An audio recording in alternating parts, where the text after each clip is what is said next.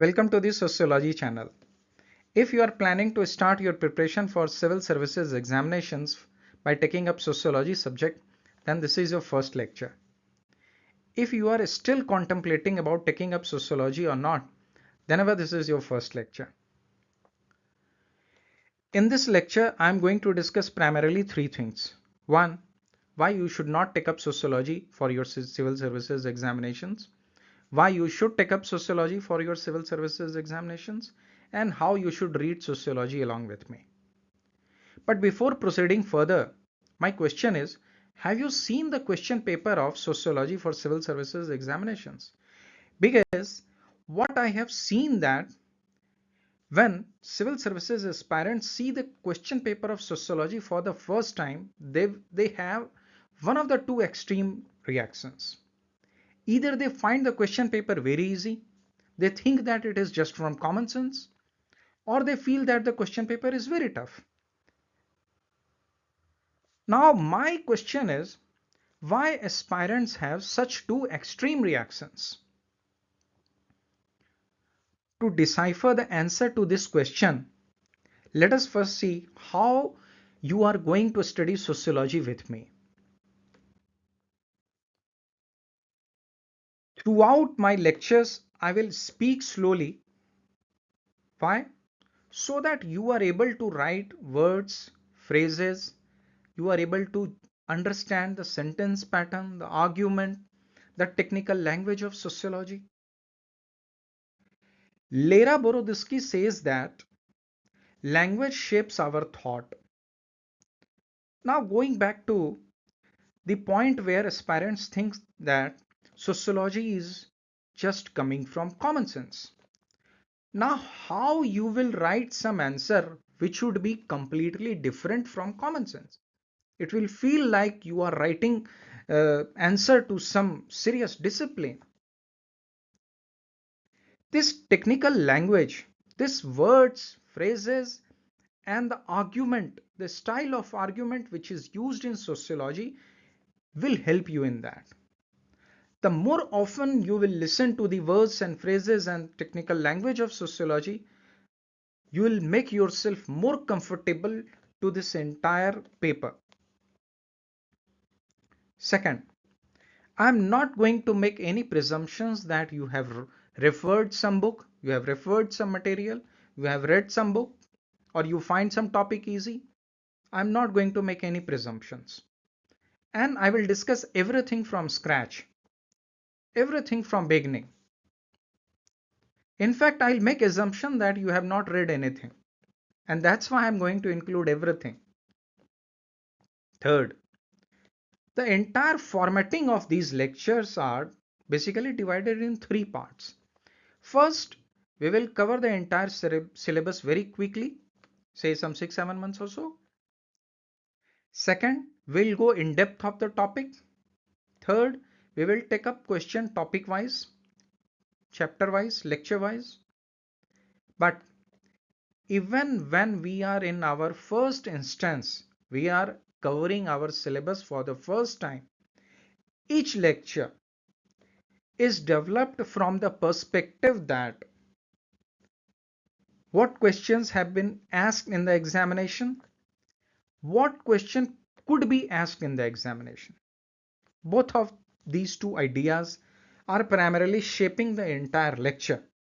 But the lecture is going to be delivered in a storytelling format. The lecture will stress upon the language which you are required to understand.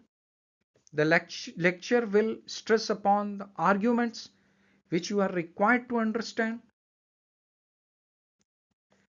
Now, once you will see the syllabus of civil services examination, you will see that it is very sequential. The syllabus is comprehensive, the syllabus is sequential, but for the purpose of understanding sociology, for the purpose of making answer richer in quality, I will overlap some of the topics, I will overlap some of the chapters. I'll keep on mixing here and there. Actually, any person who has read this entire syllabus will understand that jumping from one chapter to another, mixing one chapter to another, is a very natural attribute of this entire syllabus which you have been allotted. Now, the question whether you should take up sociology for your exam or not. First, you should not take up sociology for your civil services examinations because society is complex. Society is complex. It makes sociology complex. Society consists of several people, several thoughts, several scholars. It makes sociology plurality. Society has contending approaches. It makes sociological discussions contending to each other. Society is ever changing. Many times we even do not know which direction it is changing. We need to use our sociological imagination to understand that. Since society is ever changing, sociology also becomes ever changing. This entire feature of society and sociology requires that we do a critical analysis of everything that we study in sociology. We are required to develop a sociological imagination for ourselves.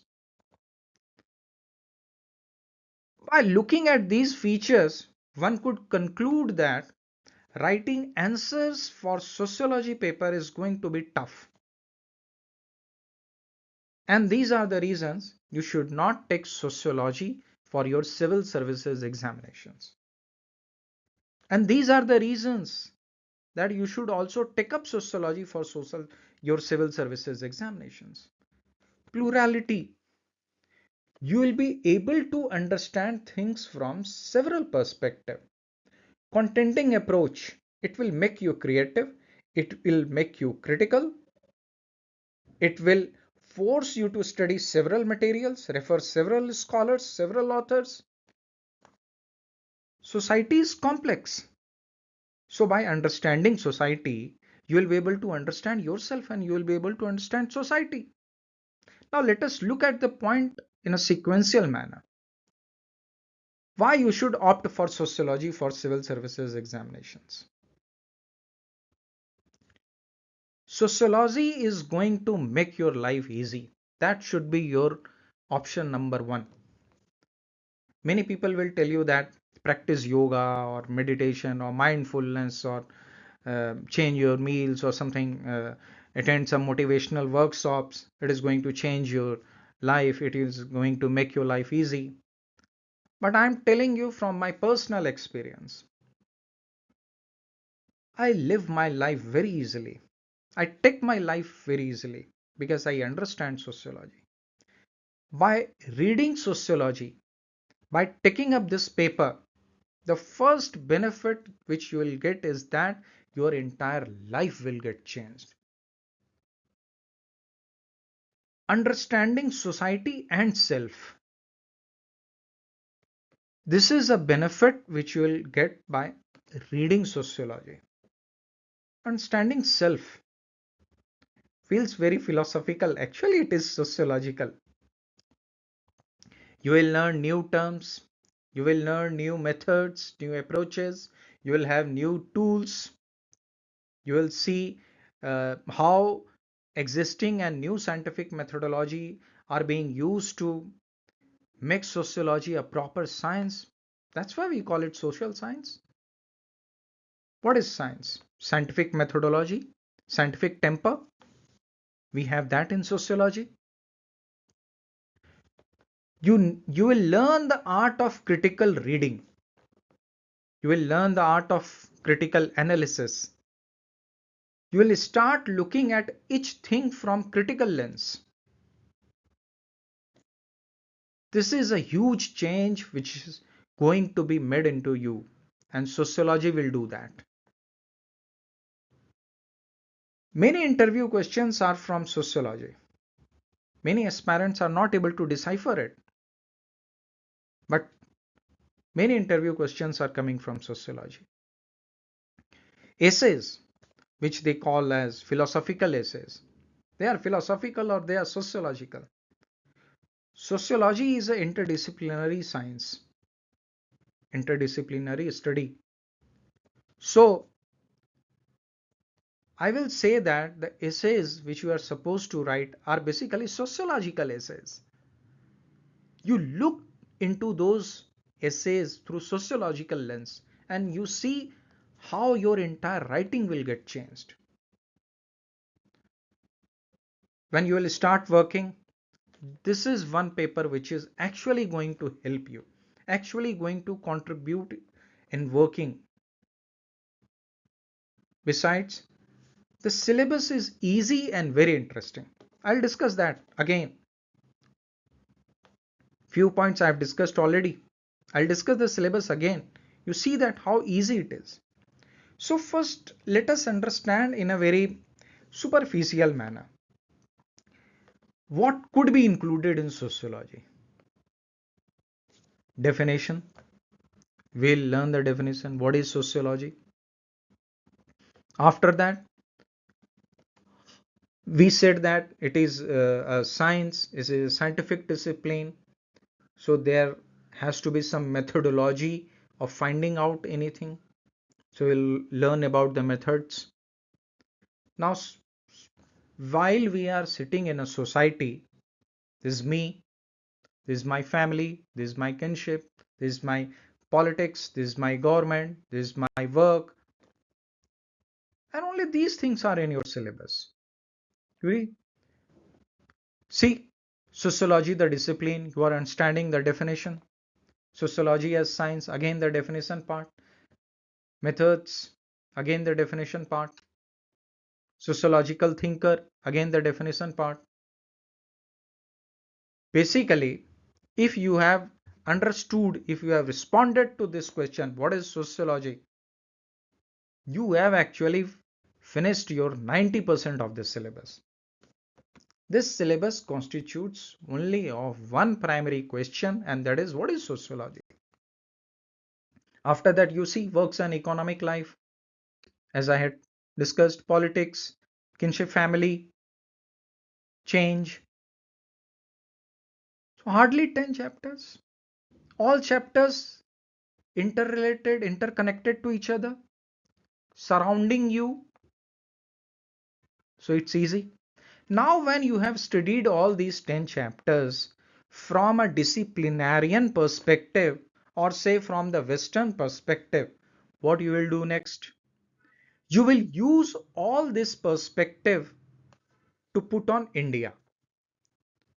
So paper, once you have finished your paper one, you are just extending that knowledge to cover your paper two. Now paper two is about India, but you have already read sociology. So you are using that knowledge to study India.